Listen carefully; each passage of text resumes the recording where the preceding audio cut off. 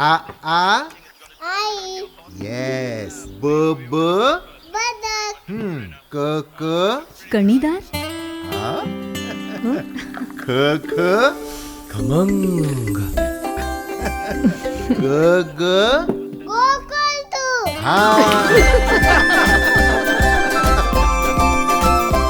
अगदी घरच्यासारखं. कणीदार खमंग म्हणजेच गोकुळ तूप.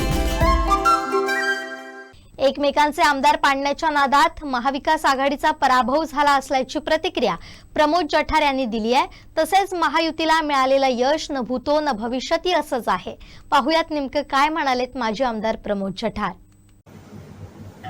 कालच्या महाराष्ट्राच्या निवडणुकीच्या निकालात जे महायुतीला भरभरून यश मिळालं, एक है तो सेफ आहे आणि महाराष्ट्रातल्या जनतेला दिलं ते ब्रीदवाक्य महाराष्ट्रातल्या तमाम जनतेने खरं करून दाखवलं आणि त्यांनी जनतेनेच महायुतीला सांगितलं की आम्ही एक होतो. आमचा महाराष्ट्र आणि आमचा देश मात्र सेफ करा, विकसित करा. त्या जनतेचे, महाराष्ट्रातली जनतेतील, कोकणातल्या जनतेचे, या सिंधुदुर्ग रत्नागिरीच्या लोकसभेचा एक समन्वयक म्हणून मी आभार मानतो. आणि स्थिर सरकार मिळण्यासाठी जो मॅन्डेट कोकणाने सुद्धा दिलेला आहे, म्हणजे मी सांगत होतो पहिला, मला आठवत असेल तर आपली पहिली प्रेस, की महायुती सिंधुदुर्ग रत्नागिरीमध्ये सिक्सर मारणार आणि 6ही आमदार आमचे निवडून आले. 6 महिन्यापूर्वी झालेल्या लोकसभेच्या निवडणुकीत तुम्ही आम्हाला खासदार निवडून दिला. भारतीय जनता पक्ष महायुतीचा खासदार दिले आणि आता 6 महायुतीचे आमदार दिले. देशाचा पंतप्रधान तुम्ही बसवला, त्याबद्दल आता महाराष्ट्राचा मुख्यमंत्री सुद्धा तुम्ही बसवाल. कोकणाच्या विकासाची एक सुवर्ण संधी आहे. ती संधी साधण्याचं एक ताकद या जनतेने दिली. त्याबद्दल पुन्हा एकदा कोकणातल्या, महाराष्ट्रातल्या सगळ्या जनतेचं, भावांचं आणि लाडक्या बहिणींचं सुद्धा, शेतकऱ्यांचं, सगळ्यांचं आभार मी भारतीय जनता पक्षाचा एक समन्वयक म्हणून मानतो आणि पत्रकारांच्या माध्यमातून हे जनतेपर्यंत पोहोचावं असं आवाहन करतो. जसं महायुतीला यश मिळालं, असं महाविकास आघाडीला जे अपयश मिळालं ते महाविकास आघाडीच्या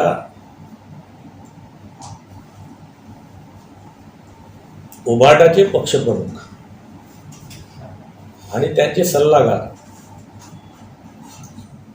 यांनी जो महाविकास आघाडीच्या मागे मुख्यमंत्र्याचा चेहरा जाहीर करा, मुख्यमंत्र्याचा चेहरा जाहीर करा,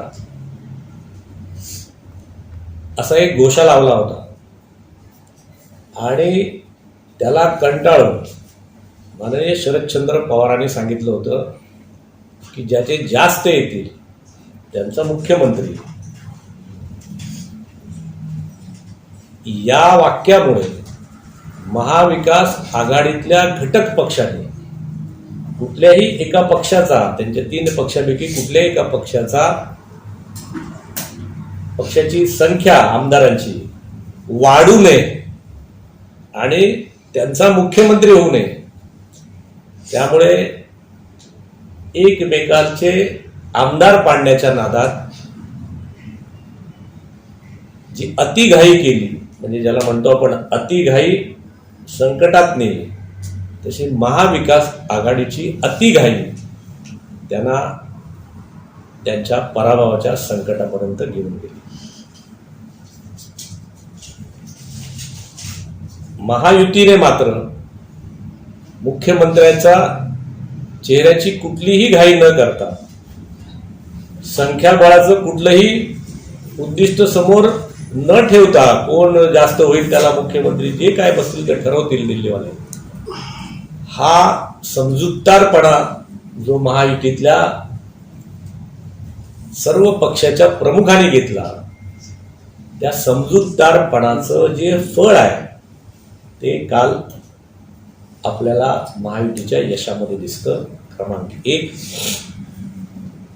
क्रमांक 2 की घोषणांपेक्षा गेल्या 6 महिन्यामध्ये महायुतीच्या मुख्यमंत्री असतील माननीय उपमुख्यमंत्री दोन्ही, या सगळ्यांनी जे घोषणा केल्यानंतर ज्या अंमलबजावणीवरती जो जोर दिला, म्हणजे लाडक्या बहिणीचे योजनेचे 5 इन्स्टॉलमेंट असतील, वीज बिलाच्या पंपाचं सबसिडी असेल, या सगळ्या गोष्टी, विद्यार्थ्यांच्या फीचं असेल, या सगळ्या गोष्टींच्या घोषणा न करता 6 महिने डायरेक्ट बेनिफिट ट्रान्सफर करण्याचं, डीबीटी करण्यावरती महायुतीच्या अर्थमंत्र्यांनी आणि सरकारने त्याच्यावर काम केलं. याच्यातलं अंतिम यश आलं, जनतेने पाहिलं. हे घोषणा पण करतात, हे अंमलबजावणी पण करतात, हे नम्र पण आहेत, हे एकत्र पण आहेत, हे भांडत पण नाहीत. या सगळ्याचा परिपाक म्हणून काल जी थम्पिंग मेजॉरिटी जी मिळाली आहे, मला वाटतं महाराष्ट्राच्या इतिहासात जवळजवळ 288 पैकी 225 पेक्षा जास्त आमदार निवडून येण्याचं एक जो भीम पराक्रम केला आहे, तो शिवधनुष्य उचलण्याचं जे काम कालचं झालं ते न भूतो भविष्यात होईल केलं मला माहीत नाही, पण भूतकाळात कधी झालं नाही. त्याबद्दल जनतेने जे भरभरून यश दिलं आहे त्याबद्दल आम्ही आभार.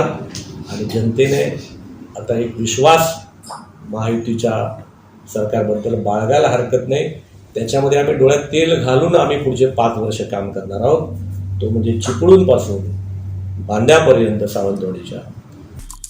आमचे दिवसभरातले सर्व अपडेट्स, ताज्या घडामोडी आणि थेट लाईव्ह पाहण्यासाठी सबस्क्राईब करा, लाईक करा कोकणचं नंबर 1 महा चॅनल कोकण 7 लाईव्हचं YouTube चॅनल.